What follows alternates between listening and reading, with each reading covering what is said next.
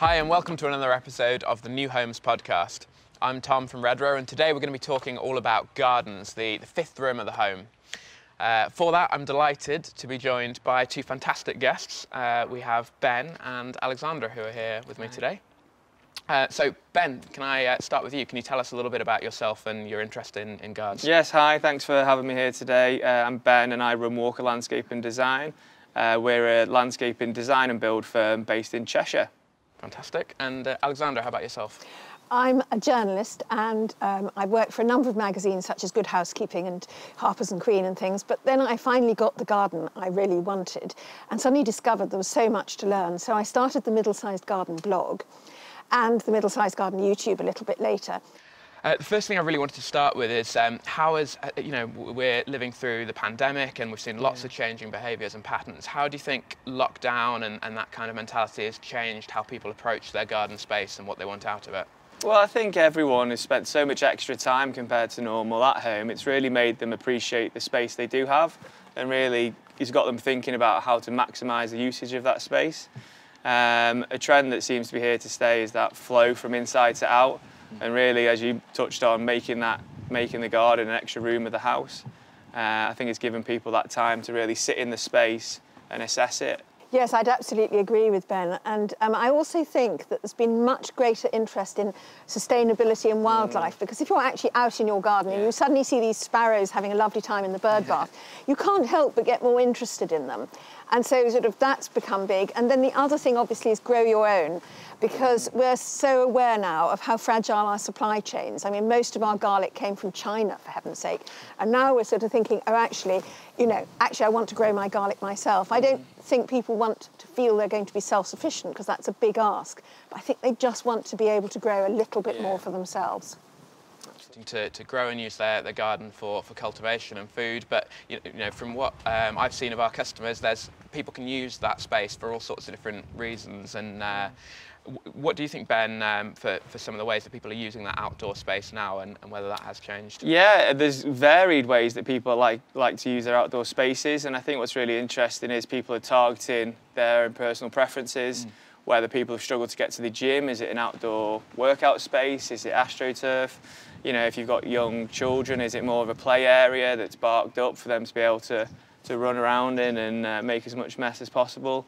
Or is it when you are able to have people over, is it an outdoor cooking space, something like that? To what extent are gardens kind of influenced by trends? Because when we're talking about interiors or other things, it's very driven. Is that something that you see when it comes to plants and nature as well, Alexandra? Absolutely, and I think that one of the things that's changed enormously, and this has actually been happening since the 60s, there's a very top designer called Andy Sturgeon, and he says that when people started to go on package holidays in the Mediterranean, and they saw for the first time glass doors, which has now become bifold doors, which I can see you've got in the Redrow homes, it suddenly meant that they were aware of their gardens all year round, and that's been a dramatic change, and that's grown and grown and grown, particularly over the last year, because you can see it. So people are really thinking about how to make it look good all year round, but also they're seeing much more of bringing the indoors outside. So if you've got a colour theme indoors, like terracotta or blues or Mediterranean, you want to bring that outside into the garden much more often. I'd have to agree with that, of bringing the inside out, and what we've noticed is the expanding range of porcelain tiles and natural stones where you can pick up those materials from the kitchen floor. There's plank versions of porcelain, polished concrete styles and all that sort of thing, and you can really tie those in. There's also now a range of indoor-outdoor tiles, so it's a different version indoor-out, but it's the exact same, and that can really just help that seamless flow from indoor to out, as Alexandra says. Oh, fantastic. It's the New Homes podcast, of course, and we're talking about new homes, and we're here at our Redrow site in Hulton. What do you think some of the advantages are to looking at a new build garden? Well, I think one of the great things is you're not having to get rid of anything that someone has done before you. I've certainly had friends who've moved into gardens where, for instance, as a terrace, it's been laid with very ugly old concrete tiles. And actually the cost of removing those tiles and disposing them is a cost. I mean, it's not insignificant. So you've got this, you can decide where you want everything to be, you can decide where your borders are. and you can really make it yours from the beginnings. Yeah, I'd have to agree with that. The other thing to consider is that it is that blank canvas, so it helps in being able to visualise what the space could be. You don't have a big tree that might be getting removed at some point, or an old wall, or an ugly stone patio, as you say. So I often advise customers to get some bamboo canes, some bits of twine. You can start marking out areas and get a real good feel, much like you would if you were planning an extension, really try and get a feel for that space. Great, okay, no, really good advice. And just to flip it around then, Ben, starting with you, what do you think some of the challenges might be of a new build, or for someone who's moving in and starting with that garden space from scratch? I think the fact, well, you could flip it on its head, the fact that it is a blank canvas and there's nothing particularly to work with at that point. So I think that would be one initially. I think also there's a slight problem with the fact that because it's been a building site, there will be some compacted soil, and there will be a certain amount, although obviously Redrow will clear everything away and they'll put new topsoil, you don't necessarily know what that land's been before. If it's been reclaimed in an industrial site, or even if it's been farmland, it may have been used. There may be quite a lot of stuff that's been really ground in over a long period of time. So when you're planting your borders, I think you have to have a real look and just dig around and find out if there is any rock or rubble or anything in there that you need to take out.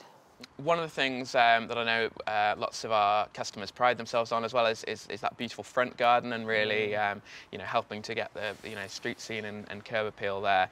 What role do you think the front garden has nowadays, Alexandra, and how can people really get that to work for them? Well, the front garden is great because, firstly, a nice front garden makes your house look so much better. But the interesting thing is, whatever your back garden is, the front garden is the opposite. So if you have a shady back garden, you've got a sunny front garden. So particularly if you're somebody who wants to get to know plants more, you can grow different plants if you want to in the front garden.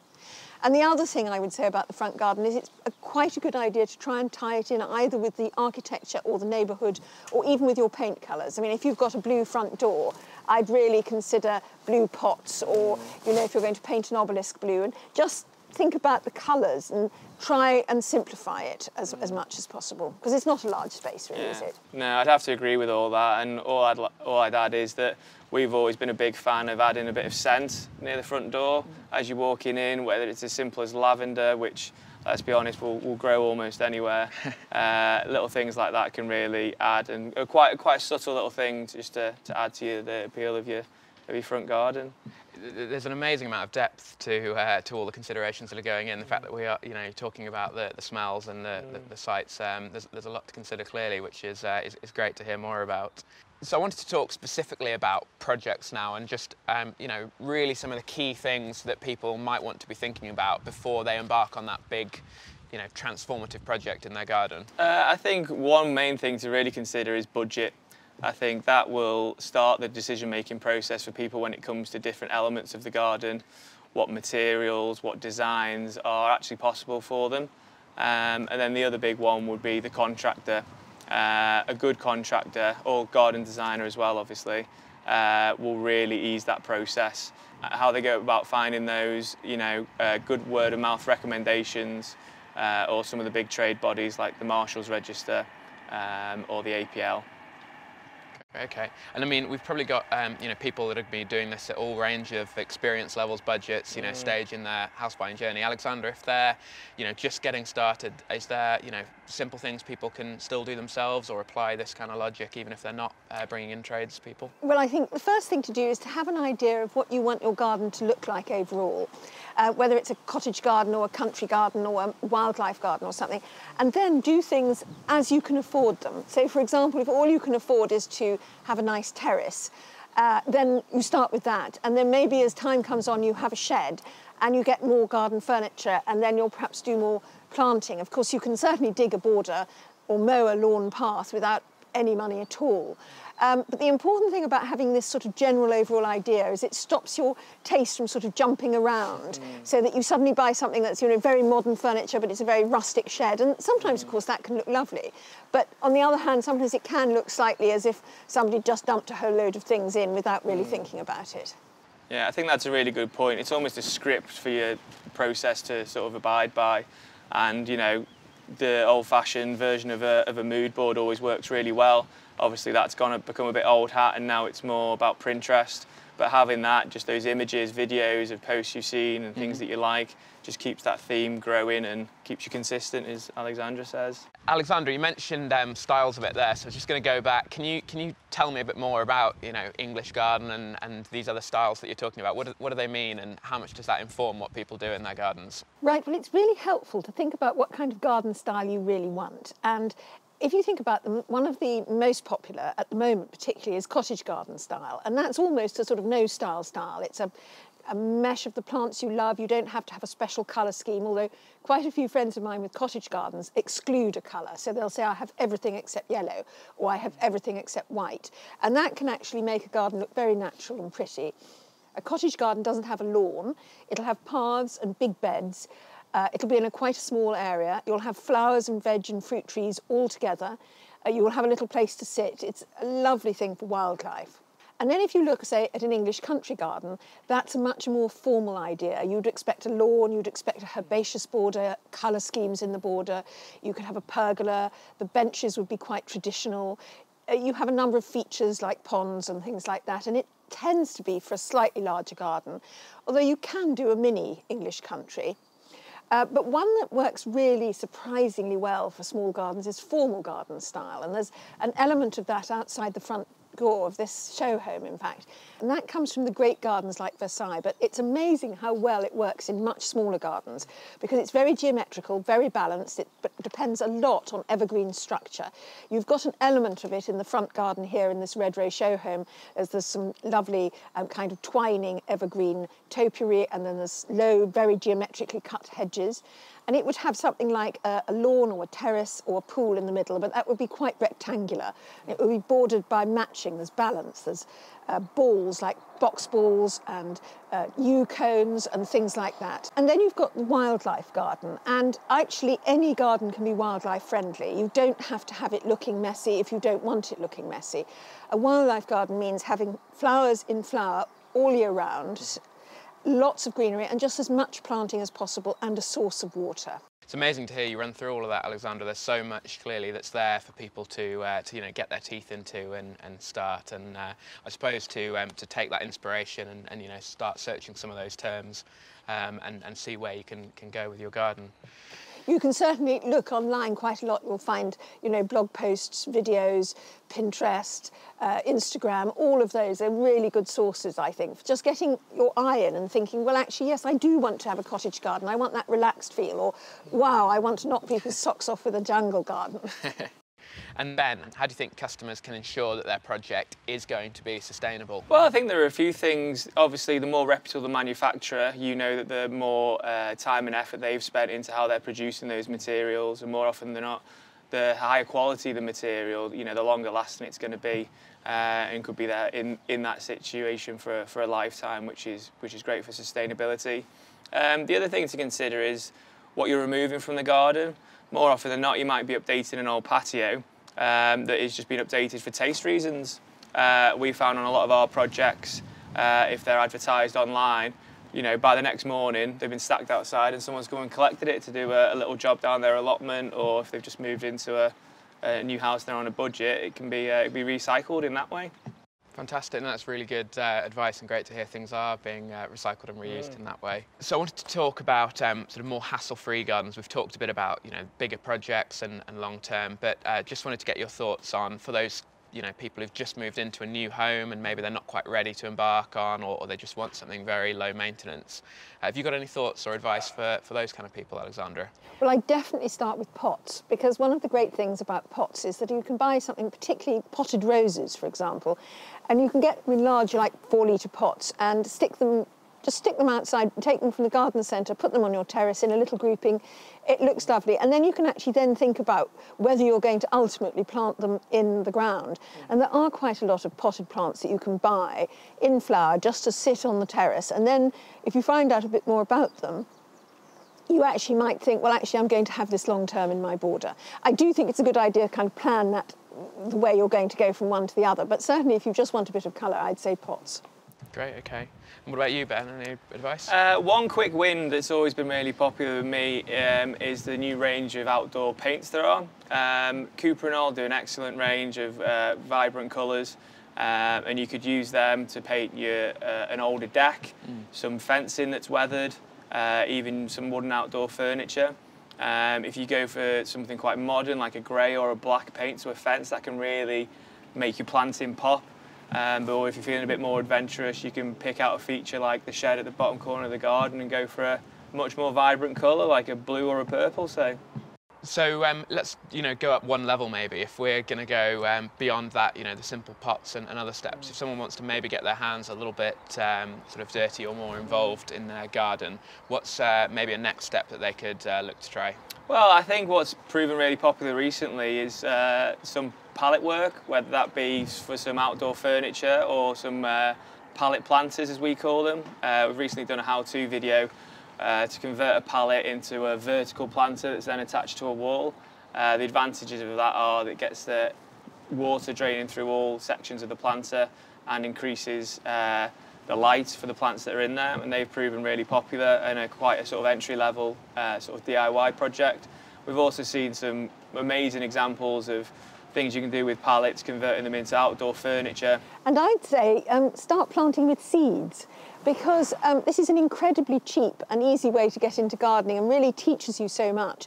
And one of the huge advantages about planting from seed is you can get colours that you won't necessarily find all that easily in the garden centre. So buy a few trays and some potting compost and choose some seed colours and grow from seed. And the great thing there is you've got a new garden with perhaps things that are not really occupying much space and they're going to grow. Buy a few packets of seeds, grow the plants and put them in between the shrubs, so they'll be annuals, and you'll get 3 or 4 months of colour and they'll fill the gaps, and at the end of it you just take them out and throw them away. And it costs very little and you've learnt a lot about growing and you've got colour in your garden for 3 or 4 months. You mentioned annuals there. I'm going to wade in and expose myself as another complete beginner once again here. Can you explain a bit more about those plants that are in bloom all year versus some that are more seasonal, and how you can get to know the difference and what you might want to put where? Basically, there's 5 kinds of plants in gardens, and there's trees, and we all know about those. Shrubs are plants with a woody stem that stays above the ground all year round, and some shrubs lose their leaves in winters and others don't, and those are called evergreen.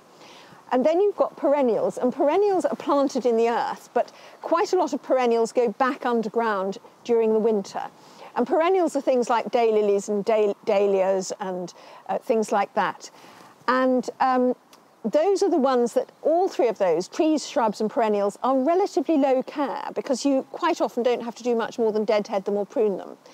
And bulbs, of course, we all know daffodils, bulbs, you put a bulb in the ground, you leave it there for years. That's pretty easy care too. But annuals and biennials are plants that grow from seed to flower and then die all in 1 year. And they provide lots of colour for your garden, and they're absolutely at the heart of all the bedding plants. But of course they are more work, they're definitely more work, because if you're going to sort of plant them in the ground and then you've got to keep deadheading them, you've always got to keep watering them because they haven't got big roots, you've probably got to fertilise them, and then at the end you've got to grub them up. So it's harder work, annuals, but it is how you'll get the colour in the garden. We've talked about nature and sustainability a little bit. Are there particular plants that are going to be much more friendly to pollinators and so on? Well, really, all plants have something. So the more plants you've got and the more planting, the more wildlife friendly you are. There's only one kind of plant that doesn't really help nature, and that is the big double-flowered ones, like the double-flowered begonias and some of the dahlias, because the pollinators can't get into the centre and there isn't necessarily any nectar. But trees, even without flowers, support a huge, one tree can support maybe 300 life forms. And shrubs offer shelter. Anything that's got leaves on in the winter offers shelter, and anything that's got flowers. And there are plants that will flower in any month of the year. If you have a flower on a plant, a different one obviously, all through the year, then you're offering pollinators a meal all year round, and that's just fabulous. And Ben, if someone just, maybe they've got people coming over for summer or something like that, and they want to give their garden a quick spruce up, is there anything in particular you'd recommend that they look to do? Yeah, I think for that evening entertainment, a couple of quick wins are heat and lighting. There are a number of low voltage sort of plug and play lighting systems available now. If you've got a bit more advanced than that, there's always local electricians to help. But being able to enjoy that garden for a bit longer into the evening with a bit of subtle lighting really does add a lot of enjoyment and style to the space. The other thing I touched upon was heat. Fire pits are really popular at the moment. The sort of cheaper end of the market are wood burning ones. You can go up to gas fire pits, and even if it's just a simple electric heater, just providing that, those cosy sort of nights in the garden are really good for the soul. Thank you very much. So it's competition time. For those who don't know, we regularly run competitions over on the Red Row social media channels to give you a chance to win some prizes, and this month's no different. And of course, we're talking about gardens. So we've been asking you to send in examples of your garden transformations and what you've done at home, and it's been fantastic to see the results. You're in with a chance to win a £250 garden voucher, so do keep those entries coming, and you've got till the end of the month. We'll be announcing our winner. So Ben, I've sent you some images that we've had sent in by our customers already, and I just wanted to get your thoughts on a couple of these and see what you think. Yeah, great. So this first one, they've created a raised bed up against one of the fences in their garden, and they've used this plug and play lighting system on the fencing that I mentioned before, which is really straightforward to use and really effective of a night time. And also got a wood burner fire pit, which is quite the spectacle of an evening, as well as providing some much needed warmth in the garden. And what I really like about this one is the gravel mulch. It's a pebble or gravel mulch, and our summers now are getting so dry. If you've got something like a pebble or a gravel mulch, it will actually help keep the water in the soil, the moisture in the soil. It also throws a bit of light up, and it does help to deter weeds. Nothing in this world will ever stop weeds, but actually this will slow them down a bit. Yeah, and that can only be a good thing. Well, I think this is amazing because they've really packed a lot in a very practical way.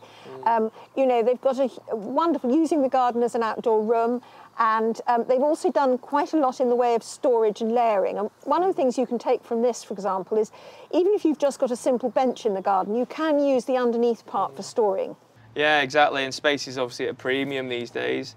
But it's a really sociable aspect, this one. I can just see, people relaxing in the hot tub having a drink whilst someone else is cooking their dinner for them on the barbecue. It's a great little space, tucked behind the garage, it seems, which is sometimes a bit of a problem area to get the most out of. So they've done really well there. This next one is another raised bed. They've utilised treated timber sleepers on this one, which are a great product, readily available, quite straightforward to use. I always describe them as giant Lego blocks. So they've done well there with a nice raised bed up against the garage and along the fence. And what they've really done well here with the planting is that they've stuck to a sort of rule of 3 in terms of colours. So if you think this is red, white and green, obviously green is foliage, and it's important to remember green is a colour. And then they've used a whole range of reds from, quite a deep scarlet to quite a bright pink and some paler ones, and then the white. And it really does pull your planting scheme together if you take this kind of simple, limited rule of 3. Absolutely. Thanks so much, guys. Great to get your thoughts on those competition entries. Now then, all that's left is for me to wrap things up and say thank you very much to our guests, Alexandra and Ben, for fantastic insight and advice for everyone. It's got me inspired, certainly. Thanks very much for listening and watching. Next time we're going to be talking all about nature and our partnership with the Wildlife Trusts. So do hope to see you there. Thanks very much.